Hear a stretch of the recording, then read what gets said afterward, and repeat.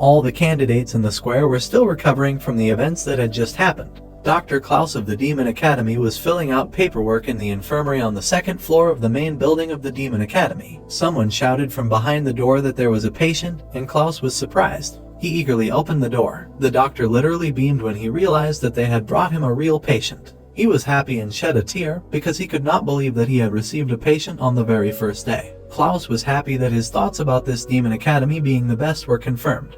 The soldiers carried the protagonist further. Klaus realized that now was not the time to act like this and pointed to the infirmary. When the boy was placed on a cot, the doctor was surprised. He had no idea how difficult the test must be to be in such a state. Klaus pointed to Ash and asked if he had been hit in the stomach. The warrior shook his head and said that he had only received internal injuries. The doctor was even more surprised. The man who brought the boy said that he did not have a nigong and conveyed the request of the left bodyguard to take special care of him. Klaus assumed a thoughtful pose. He had seen many cases in 10 years of training with the teacher, but this was the first time he had seen so much blood from internal wounds. The warriors were about to leave. The older one said that since they had carried Ash to the infirmary, it was time for them to go back. Klaus did not detain them. The younger soldier took one last look at the protagonist. His colleague turned around and asked him why he was hesitating when they were in a hurry. The warrior replied that everything was fine. He rubbed his neck and thought that the child's condition was much better than before, but he admitted that he was wrong. The doctor took Ash's hand and felt his pulse. He looked thoughtful. The prince opened one eye and looked at him with it.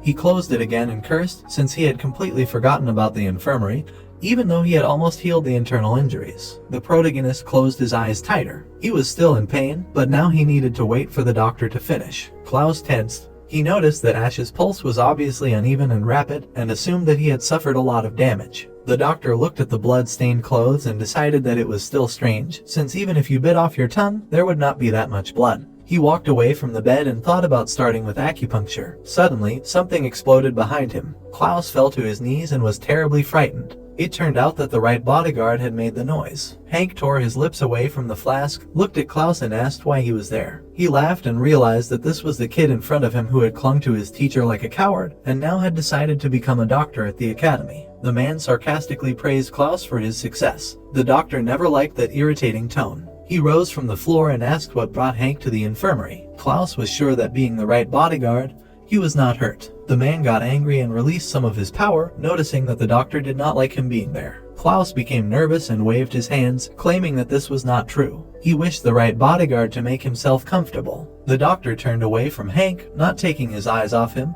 and thought that he would never understand him. Hank looked at Ash. He smiled widely and declared that this child was amazing. The protagonist did not move, but was extremely surprised. The guy did not understand why this man came to the infirmary. He assumed that the right bodyguard guessed that he was pretending to have organ damage. Hank came closer and the protagonist smelled alcohol. He leaned close to the guy and asked why he was pretending to be asleep. Ash broke out in a cold sweat. The man made a pass with his hands and the protagonist's body rose. Klaus was shocked by the ability demonstrated by the right bodyguard of the academy. The seventh prince sat on the bed against his will. He assumed that Hank raised him using Kai. The guy's hands were shaking, but he could not move since he was still not healed. The right bodyguard smiled unkindly and warned that if Ash continued to pretend to be asleep, he would punch him in the face. The protagonist cursed when he realized that he had been tricked and had to open his eyes. He looked at Hank and asked how he knew. The man smirked. Then he laughed and admitted that this boy was very interesting. The prince seemed annoyed, especially after Hank accused him of impudence after such an embarrassment in front of the bodyguard.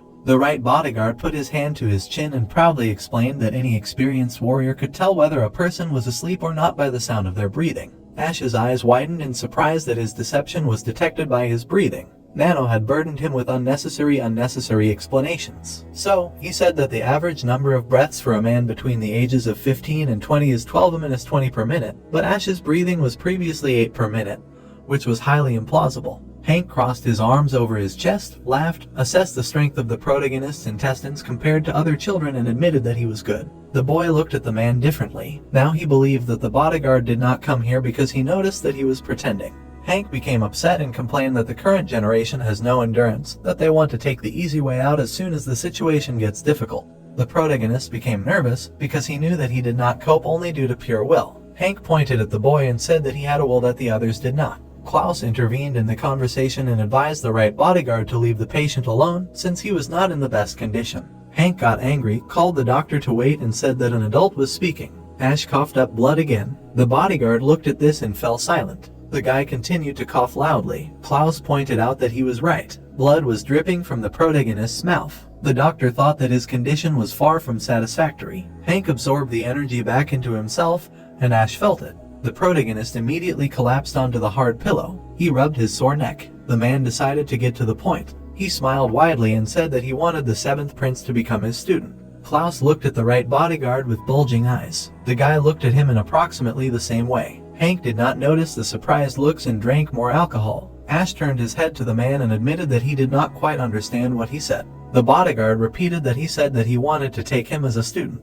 The doctor still could not stop being surprised. The boy asked if Hank didn't know who he was. The man couldn't imagine anyone not knowing him. Ash was worried, thinking that the 6 clans would hate the right bodyguard if he took him in. Hank smiled, exhaled, and said that it was funny. He thought that they wouldn't do anything to him. The prince listened attentively. The man added that the clans would still have to compete with each other, and it didn't matter if he was alone or with Ash. The boy turned away and stared at the floor. He knew that this would be a great opportunity for him, but he admitted that it could be a trap. Klaus didn't know what to say. He frowned when he finally realized that this was the famous 7th prince. The doctor knew that the main clans would pull tricks at the Demon Academy this time, but the fact that they made Ash lose so much blood irritated him. The boy turned his head to Hank and admitted that this was all very unexpected, and besides, he had a teacher at the academy. The right bodyguard was indignant, as it began to seem as if he was begging the boy to become his student.